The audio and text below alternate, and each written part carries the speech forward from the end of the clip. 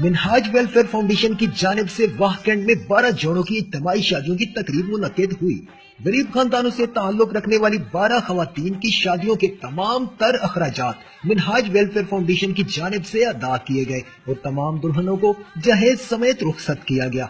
Minhaj welfare foundation ने गुज़श्ता 6 बरसों में टेक्सला वाकएंड के मुतअद्दिद मुस्तहिक मर्द खवातीन की इज्तिमाई शादियां करवाई, जिसका मकसद जहेज न होने की वजह से खवातीन की शादियों में रुकावट को खत्म करना है। मिनहाज वेलफेयर फाउंडेशन के एहतमाम ये तकरीबन पिछले 6 साल से हर साल शादियों का इनेकाद हो रहा है और इसमें हर साल 12 जोड़े होते हैं जिनकी हम लोग शादी करवाते हैं।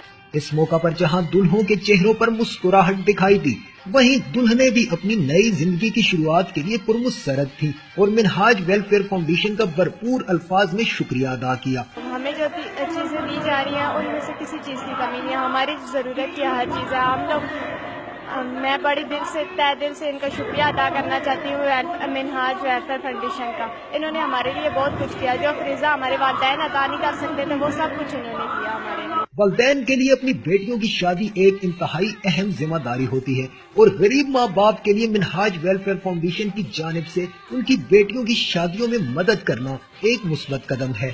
गुज़श्ता 6 सालों से होने वाली इज्तिमाई शादियों में तमाम दुल्हनों की जहेज समेत रुखसती के लिए बिलाशुबा मिनहाज वेलफेयर फाउंडेशन का किरदार काबिल-ए-सताइश है। Malik Usman, Capital TV, वाकएंड।